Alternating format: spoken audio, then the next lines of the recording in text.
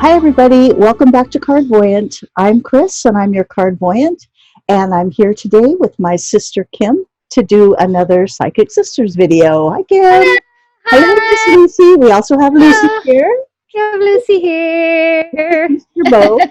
Say hello, Bo. Hello. You haven't met Bo before, but he's Lucy's cousin here Yes. in California. So, Okay, we'll put these the doggies down. okay. We can chat. Put the doggies down. Goodbye, Put the Mr. doggies down. So Kim and I put our doggies away Yes. so that they could go have time to themselves while we do this, and we can concentrate a little bit better. Yeah. Because we're talking about a subject that is kind of pretty serious for a lot of people, and it's something that Kim and I have spent a lot of time sort of coming to the things that we believe, and that's what we're going to talk about. And also we'll discuss a little bit about how we came here and where we came from. Yeah. Because what we're talking today is the idea of a bunch of ideas that are kind of all related. The idea of evil spirits, Mm-hmm. of Satan, of sort of ghosts. Like trap souls and things like that. Everything ghosty. Yeah. Kind Ghosty. of. Yeah. Yeah. But there is this big idea around it that sort of maybe the scariest part for people around it is this idea of sort of evil or trapped evil, Yeah. in whatever form that you want to talk about it. So Kim and I have both mentioned many times in these videos and then in our own separate videos that we were both brought up, obviously sisters, in a very traditional religion. We were brought up in the LDS religion, the Mormon religion. And so a lot of the things that we talk about now and that we discuss with you on our channels is pretty far away from a lot of those traditional teachings. Mm-hmm. And it's taken us a long time to sort of figure out where we are.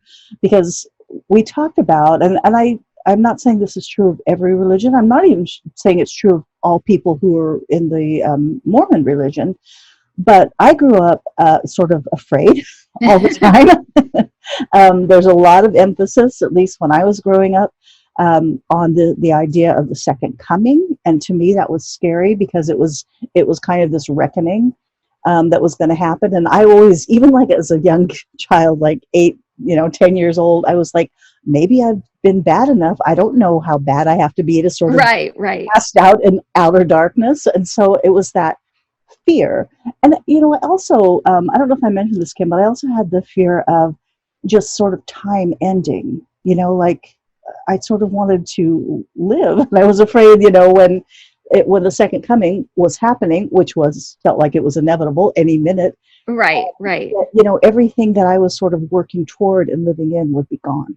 Right. I understand that. So, but then along with that kind of fear, there was a lot of talk about Satan's influence, falling away into the path of Satan sort of controlling things, or his design, those kinds of things. I can remember being in church one time as like a teenage group, and one of the older gentlemen was speaking, and he said, you just, it might have been one of the leaders of the church. He was warning the youth, saying, you just don't understand the power of Satan. Oh. And it was just a few years after The Exorcist had come out, and I'm like, I do understand. I've seen it. But it was just, everything like that was so frightening to me. Yeah. It was very real to me too. I mean, I felt like, at the drop of the hat, I might see evil spirits, or they might be lurking, or they were definitely trying to, tempt me and ruin my life and those kinds of things. Right. So, and I think you kind of had similar feelings, maybe not as, I feel like I just kind of believed everything. So right. The ultimate naive person just believed everything. And I think you and like Pam, I think, had a better handle on reality, maybe. Well, that's it. I think, and I think that is true. I think it depends on the person, because I don't think, like our other sister who lives in Salt Lake, who's still LDS, I don't think she ever had any of this stuff. I think she was, she didn't really have those fears, but I think a part of it, I think, was that we were empathic. We didn't know that. We were very sensitive to stuff. So I Right. think that we could sense that there was something else, and there was like spirits around. I think we could sense it. Right. And then having the misconception of, you know, it could be evil or it could be bad. It could be tempting you. It could be taking you over. I think it was the combination of that sensitivity, and that also that kind of curiosity, but also the misconception of that it could just like take you over at any point. It was, Right. and it was kind of like the 70s had a bunch of weird, you know, movies about stuff like Yes. that. So I think it was that, it was just kind of the not understanding it. And as we know, a lot of like ignorance can breed fear, where Exactly. you just kind of you just become really fearful of things like that, and kind of pushing it away, not wanting to know. And then that makes it even more scary because you're not even willing to look at it. What is it, you know? Or Well, and that's the thing. Exactly. It's this idea, as like you said, being sort of sensitive to that. So knowing that somehow it's real, but having sort of the wrong take on it. And that's the big message of this video that we wanted to talk about, is these ideas that are sort of traditional and can really interfere with your life and cause a lot of fear in your life. And as Brian Weiss says, or many people say, the opposite of love is fear. And so the fear is just one of those things in life that constrain us in so many ways. Right. So I think the basic message, if you could tell somebody, Kim, and I'll also say what our feelings are about sort of ghost stories, evil spirits and stuff like that. I mean, my basic feeling that I would just want to tell people is it kind of doesn't exist. Satan doesn't exist. Evil spirits don't exist. In that way that you think of, especially taking over and those kinds of things. And in a lot of ways, I mean, I know if I say evil doesn't exist, it's going to rub some people the wrong way, because people actually do evil things. But as an essence, as a power, or a power to overtake you, I don't believe it exists in that way. Right. People can do, obviously, we know, pretty despicable, horrible, awful things, but it's not an outside power that's forcing them, or even that they've like solved. It's not a power that they've fallen into. They've fallen into other things that sort of lead them in that way, or they've had things that affect their life or whatever. But it's not a matter of being controlled by an evil spirit, or Satan himself. Right. Well, and I think I've kind of come to this conclusion, my own feelings about it, through readings that I've done, and through some of the medium work that I've done, and also through things that I've read, which a lot of people, you know, that just ring true to me. They feel like that's right. I think for me, the best way to explain what evil is, it's actually a human being that has either lost touch with, or can no longer has the ability to kind of touch that spirit side of you. Exactly. They've become completely absorbed in the human world, that they are completely not in touch with their spirit self anymore. And it doesn't mean that it's not still there.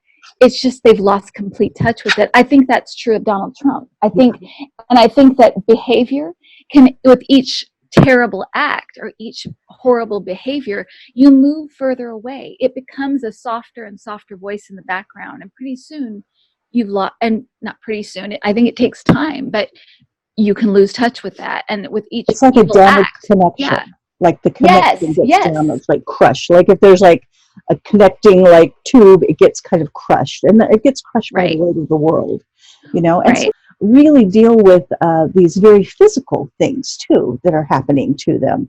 The way their bodies, something happens to them, or there's an ill. I mean, there's all these very physical things that also can influence us in the sort of those and physical experiences too. You know, that we have as at whatever age, that sort of sets us, so many things that happen on earth Right. are heavy and dense and can set us in one way or another. And Right. especially if, as you said, you've already started to lose that connection, it's so much easier to just go down that path. Right? Exactly. Exactly. And I think the opposite is true. The with every kind act, every good act, it gets easier to be that way too. Yes. You know what I mean? It's like it works both ways. And I think that there is one of the pitfalls that I think we're told about before we come here. I actually think they talk about this, that it's very, very easy to get caught up in the drama, get caught up in the secular world, whether it's, you know, especially if you're coming into a lifetime where you're going to have lots of money, or you're going to have a lot of power, Yes. or you have access to those things. um, I think it's very easy to get caught up in that stuff. And I do think that we're probably warned about it if we're going to have a life that involves those things. And, Right. you know, And yes, that's probably something that we should kind of explain too. yeah. That we've come to through. I think we both started with Brian Weiss's books, Hmm. with Many lives, many Many masters. Lives, Many Yeah. Masters, his Yeah. first book, and then there's several other books. But this idea of reincarnation, and then we've built on that with several other books, and then through readings. Like you said, there's so many experiences or things that come through when you're reading for people, Right. and then it's repeated. You know, again and Right. again, you get the same thing, and then you start to understand that this is truth. And so we Right. both have come to this idea of reincarnation, Hmm. many lifetimes, and each lifetime we have sort of goals that we're trying to, or experiences that we Yeah. want to have, goals that we have. And we set these things out before we come into this life, not in the form of like predestination, but just sort of as goals. And we sort of see things that might arise, things that might come up, and we're sort of, like you said, kind of walked through them, Yeah. and then here we are. Yeah. Well, and I think, and it's also kind of planned looking at the lifetimes you've had. I learned all Right. of these things, and now I want to learn about this. And Exactly. yeah. And then there are things. I've had several readings where I talk about, or it has come up that the person focused on them because, um, as I said many times, but in readings you get it really clearly. Are when we are in the spirit world, it's not just like Zen where everyone's like, oh, and we're Yeah. all the same sort of persona. We're not all homogenous. We have our personalities, we have our interests, we have the things that we, you know, really are passionate about. Hmm. And so we tend to work on those things too, whether it's sort of artsy things, you know, music or arts, and you might explore all different realms of that, whether it's just helping people in various ways, whether it's tending to the earth, whether it's tending to animals. Not that you do that in every single life, but there's like, this is kind of the basis of who you are. This is the biggest part of you. And so Right. you'll often work on that when you come into a lifetime. Right.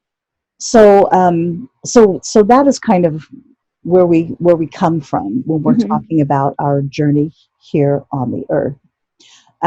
So relating that to this idea of spirits on the earth, Uh-huh. ghosts, and what people so often label as evil spirits, or even sort of poltergeist stuff. In some respects, we have some ideas on that too. Right. But as Right. far as spirits that are just evil in nature and doing evil things for the sake of bringing people like to hell instead of heaven, other concepts that don't really we don't really believe in. What would you have to say about that? What do you think you can concisely say about, or to people who sort of have this fear or have grown up with this idea? Um, Right. how would you label what you've come to believe about that? I mean, I think I think just like individuals, the individual spirits have their own story and what's going on with them. What I think about, like, say, for example, you're watching like a ghost show, because this is when this always comes up for my husband and I watch these shows, and we'll talk about these things. But I think a lot of things are misunderstood just because we're in a living world, and what they're experiencing is so different, and it has other rules to it, and it has other, complete other, big concepts and things we don't really understand completely. And so knowing just a little bit, it can be confusing, or it can be, scary.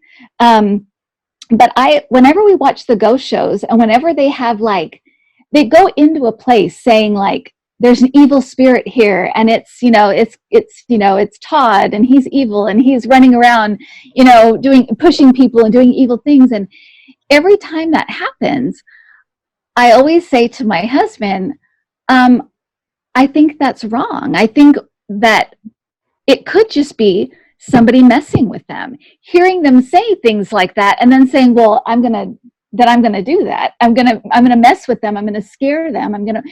I just feel like there's more personality to these entities and these spirits than we think of having. Yeah. But if you think about, a guy named Todd, who was kind of a jerk when he was alive, and he's still kind of connected to this life, or he's around this space because he's still trying to figure out this life or understand it. And these three guys come in with ghost stuff, wanting to talk to Todd. I just think Todd's going to be a jerk to them, or he's going to be, I think I kind of personify the people, and part of it could be the medium part of me, like tuning into that, or it could just be kind of the way I've come to see spirits as being more and more like people, rather than these, completely off the wall, scary things that are just floating around. It, to me, and I also think that, when we leave this world, especially if we had things like addictions, or if we had things that were very, very difficult lives, I really do think that, trauma. I feel like people are just like, if you had a traumatic childhood and you go to an old house, I think, and try to, understand what happened to you and be in that space. I feel like a lot of spirits are doing that here. They'll just be in the space that they lived in, or they were in, especially if something traumatic happened there, a murder or a suicide, or, a horrible drug abuse or something like that. They're there trying to kind of absorb the energy, be in that energy, and figure it out. And I don't think they're alone. I think they're with their guides. I think they're trying to understand that lifetime, because it's like they're working through the things that happen. And I think this often happens with people who do bad things, or they think that they've done bad things, or especially when they have done bad things. They have to sort of work through this and figure out what went wrong. And there's always balance. So it's a matter of balancing them out, not so much a matter of like punitive sort of judgment, but rather this sort of working things out and trying to learn from mistakes, basically. So I agree completely with that. I don't think there's such a thing as a trapped spirit at all. Not in the way we think about it. Not in the way that they talk about it. But exactly. I do think that people, it's not like stuck, because that implies that they need somebody to get them out. But it is this time spent sort of regrouping, figuring things out and sort of regrouping. And they do, like you said, I think we always have our guides around us and people around us. And eventually there is sort of a lifting where they're ready to sort of face things and move on. And, but again, even in those circumstances, and even in other ghost circumstances, what we would call ghost circumstances, I'm not so sure that people don't go back and forth, like you said, like revisiting a home. It's not like they can't get into the next side. They're just there. They're automatically there. It's not like they have to do something to get there. And it's not like they don't recognize that they're dead. I mean, there may be a momentary thing on death when it's sort of this readjustment, but it's quite short. And people aren't like, I believe I'm still alive. I definitely think I'm still alive. Not especially if you're talking about 100-year-old ghosts. I mean, that I don't think that happens, or at least not in that way. But I think there is this sort of like figuring things out, like you said, and sort of revisiting things, and that kind of thing for people especially who've had traumatic lives, but it can also be people who have had lovely lives and want to Mhm. be back there, and people who are attached to you, who Mhm. are just there sort of looking out for you and trying to get in touch with you, or Right. somehow communicate with you. And most kinds of communication like that, when it's very visual or very physical, something moves or something, our natural reaction is to be afraid. And so I think Right. we misinterpret things often when Right. when that kind of communication happens. Right. And I also think that when you, for just again, from things we've read, things, readings and stuff, that when you pass away, you actually see what you expect to see. So, for Right, example, if you were very, very religious and you expect to see Jesus when you pass, that's what your guides will appear like, or that's what it will look like to you. Or if you see a light, you might interpret it as being Christ. to ease your transition. Right, right. Yeah. And they work with that. I feel like your guides work with that. They want you, they don't want you to pass away and be afraid. They want you Right, to be comfortable and see something that will make you know that not only have you passed away, but that it's okay, that you're all right. right. There are people there to greet you and that are around you that or your guides are there, or you might see a favorite grandparent or something, because it's something so often when I usually people will want to walk you through who met them. When I do Yes, medium work, a lot of times they'll say so and so met me, so that not only so you will be like, you'll know, oh, they were met by so and so, because that makes you feel happy as well. right, And that moment, they if they were to make sure they weren't afraid, their mother was there, or their mother was there to show them, like, you passed away, because here I'm here, and I passed away. right, right. It's very much a um, I feel like it's very, just like a birth is planned, a death is planned for you, so that you're not Exactly. afraid when you walk into that space. Yeah. I think you and I both had the feeling that our dad was met by his dad Yes. when he passed away. That's who met him, and Right. part of it was because he knew he did not have any beliefs as far as like passing away or anything, but that No. would let him know, like, this was his dad, and that there is life after this, and here I am to prove it. I'm here to, Right. in a Right. moment he would know so much because his Yeah. dad met him. And I think that can be confusing when people start exploring things like near-death experiences. Hmm. There's a lot of books you can read about this kind of thing, and so often people will describe a different, like you said, Jesus or some other religious figure. Or we were talking about one account that I read about a man who had a near-death experience and said that demons came to drag him to hell. And I feel like some of these things, this is what we expect. We either we feel badly about something, or we're just worried, like I was, just about religious things in general. And that's your Right. fear of that happening. And it was a short experience. These near-death experiences are seldom more than, seconds or a few minutes. And so there wasn't this time to have this falling away, where the Hmm. illusion falls away and you Right. understand more clearly where you are, and sort of have this remembrance of who you truly are. Right. And for some people that's automatic. You sort of know these things, you move into it, you recognize what's happened and where you are, and who you are, this Right. lifetime you've come from. But for other people, there, especially when you're very steeped in these very strong beliefs, it takes a while for you to understand what's really happening, and for these illusions to fall away.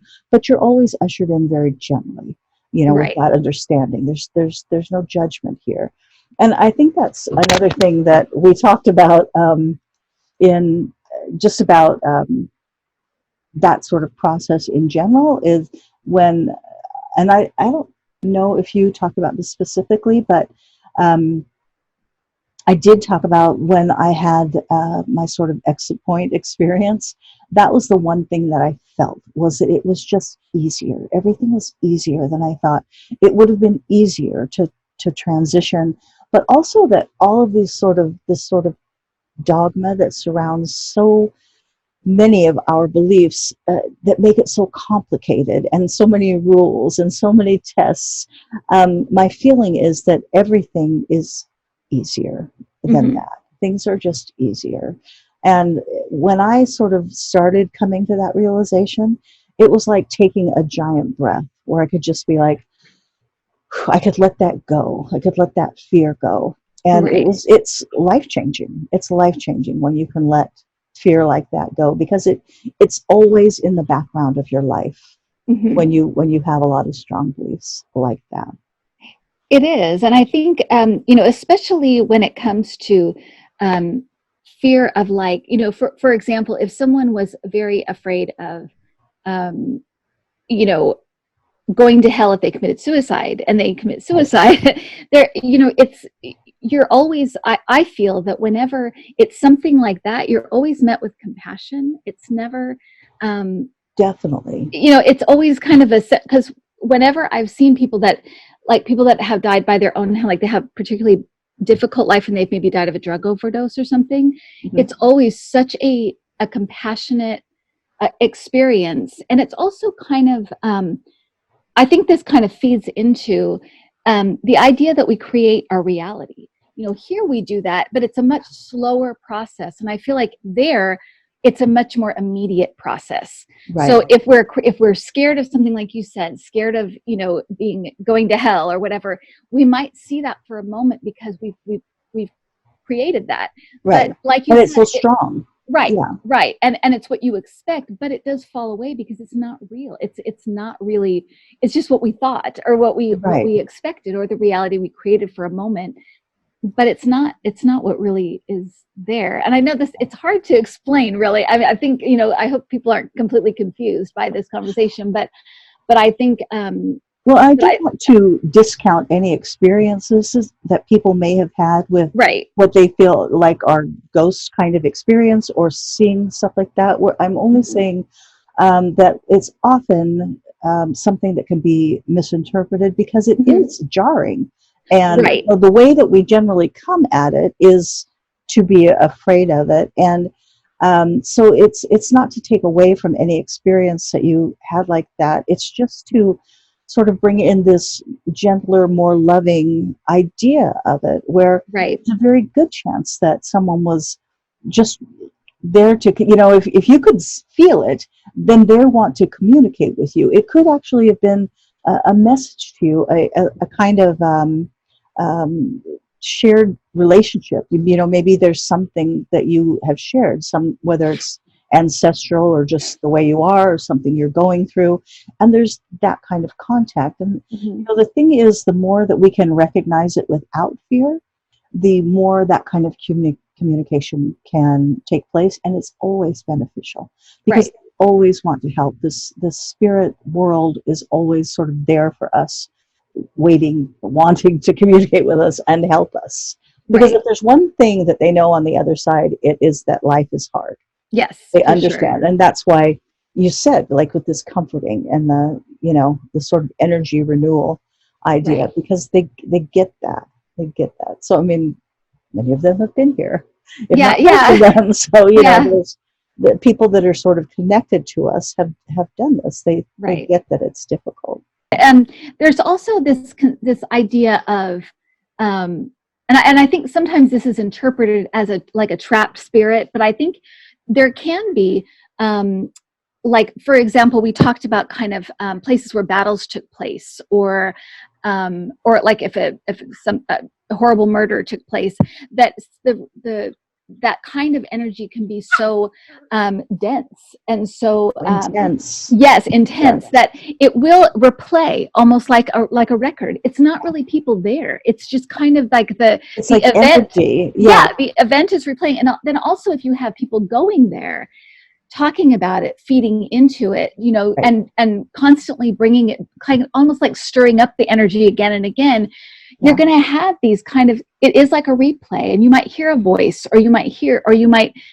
see something that looks like that, but it doesn't mean necessarily that they're trapped there, but the energy could the energy of the event, or the energy of the person, or whatever happened, Right. could be there, could still be there. Yeah, and the Yeah. energy eventually dissipates. Yes. Yes. I feel like something, because we mentioned Gettysburg, and I feel like Right. something like that, where there were so, thousands of people experiencing a traumatic experience.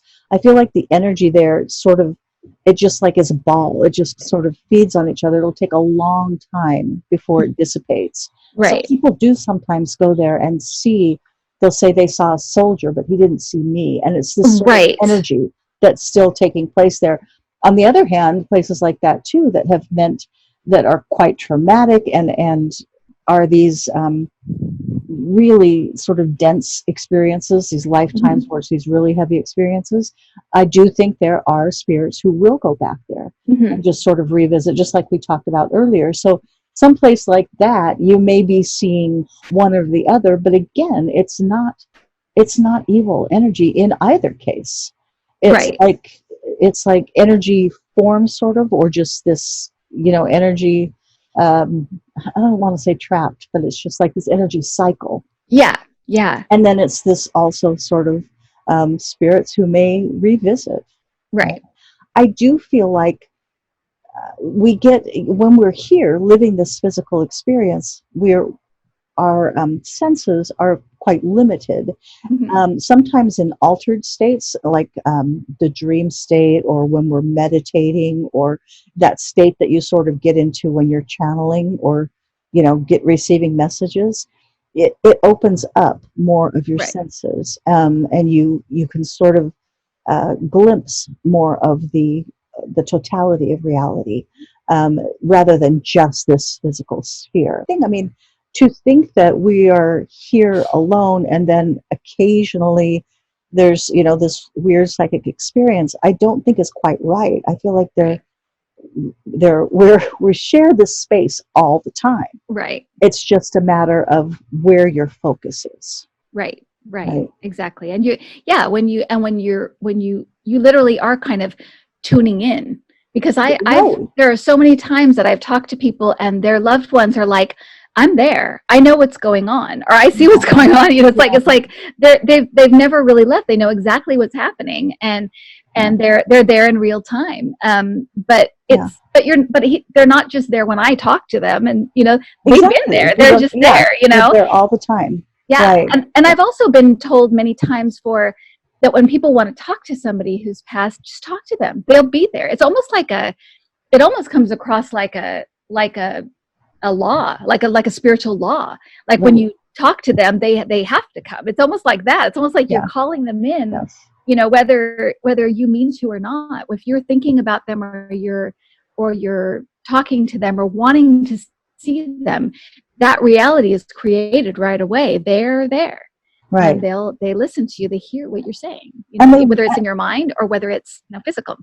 and they want to do that. They very much Yes. want to do that. And I often say to people, because I'm like you, there's so many times when I feel people so close to them, and sometimes more than others. Sometimes I don't have like mediumship abilities like you do, but I do sometimes feel people like I know that it's like a grandmother energy or a Right. mother energy, and that they want so much to have that they're nearby, that they're Right. there. And Right.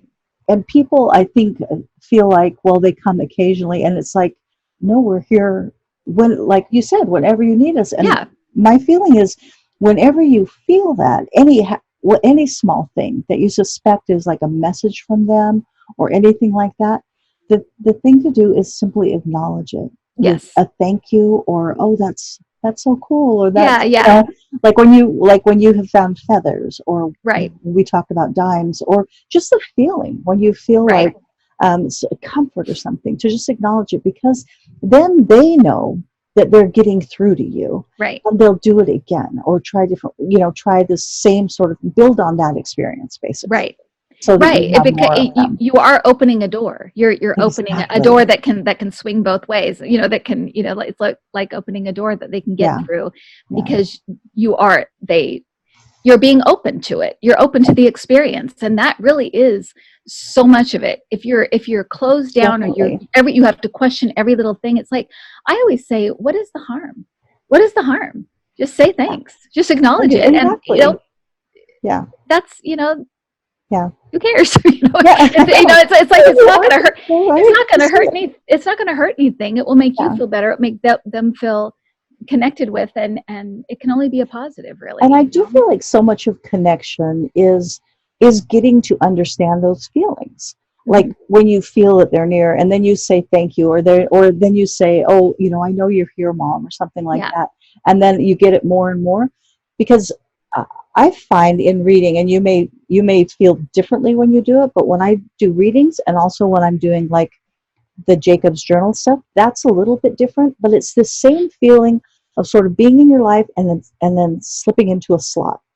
And now I'm in this slot, and it's like I guess it's an altered state. Some people would call it that, but it's like getting into that groove where you feel it. Right. And I think that when you acknowledge it, it helps you slip into that slot so that you can recognize it again and have it grow to whatever extent you want it to. Right. It's up to you. You can let things in or let things out. Just like that experience with when people have experiences that they might feel are frightening or, whatever. That's up to you too. I don't feel like there's portals that you can't close when people talk about portals and things like that. All you have to do is be like, I'm not doing this and I don't want to hear from you. And no, I think that's fairly well respected. Just like, no, shut the door. No, I'm not doing this. Right. And I'm busy now. It is because in the physical realm, the physical have they're the hosts of it, or they're the main characters in it. It's our realm. It's our realm, exactly. So so we're primary. In this realm, they are secondary because they are just spirit, and in the spirit realm, it's the opposite. It's primary there. So and there's so much. I mean, I always say use the idea of we're all in an airplane, and some of us have a window seat. I can only see. A lot of this stuff I've just kind of come to know or come to believe through reading stuff. But there's a ton of stuff we don't, that we have no idea what.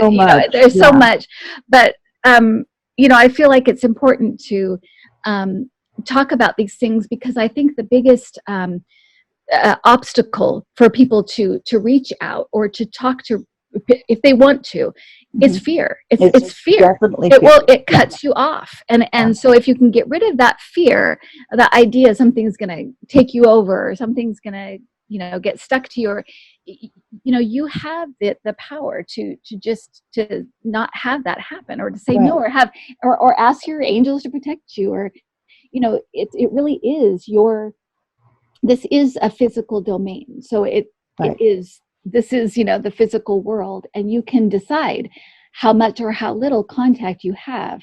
Exactly. The spirit realm, but don't be afraid of it, because it's not.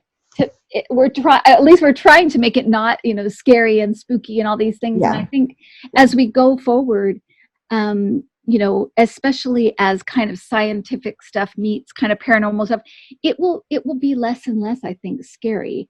I think so too. We'll have a better understanding. It's interesting that as human, and maybe this is human nature just because of how people can be, but this idea that the spirit world is trying to like infuse you with evil, bring you to evil, and infuse you with evil, when the opposite is true. There's nothing that comes from there that isn't like loving, supportive, wanting you to aid you in your physical experience and have you succeed in whatever things that you want to. And yet it's just so sad. And I say that coming from a place where I sort of was trapped in those beliefs for so many years. I mean, I didn't give up those beliefs when I was like 15. We're talking like 40. Yeah. I would say the same thing. Probably just a year ago. Early 30s. Yeah. Yeah. But yeah, so it's a long time to break out of that stuff, which is very sad, because fear just affects your life in so many ways that you don't even understand. And I still have times when stuff comes up and I'm like, oh, wait a minute.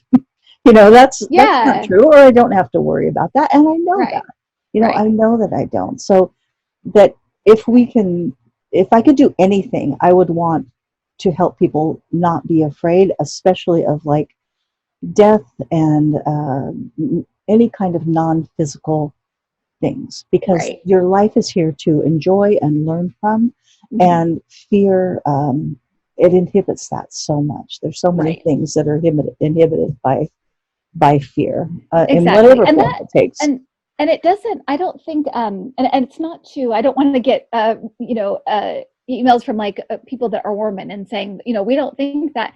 It was the interpretation of it. And I think that Exactly. not really understanding, and people would just say things like, well, I did this or that. Well, that was Satan. To a kid, that's a scary Right. concept that, And the thing is, to some kids, so because I do think that Julie probably, our sister Julie probably had a very different experience. yeah, I mean, yeah, she's very religious still, and sincerely so. And right. I know many wonderful people who are very religious, and so I do think it's the Yeah, way that I interpreted it. right. But there is a lot of, but I had a lot of people help me with that interpretation, Right, just right, like right, things. And again, being impressionable, or feeling the truth of there being spirits and those kinds of things, and yet getting these mixed messages about what that was. That right. really was difficult. So thank you for watching this part of our Psychic Sisters video. The other part will be on Kim's channel. But thanks, Kim, for doing this again. We hope it's helpful. We always hope it's helpful, Yeah, right? yeah, So, yeah, so thanks for tuning in. Thanks for subscribing. Thanks for all of your comments. We read them, and they're fascinating. People have so many fascinating things to talk about and tell us. So thank you for that, and we'll definitely be reading them. Come back again for other videos that we'll have soon. And hopefully we'll do another Psychic Sisters video too, again yeah. soon. So until then, take care of yourself, take care of each other, and we'll just say bye for now.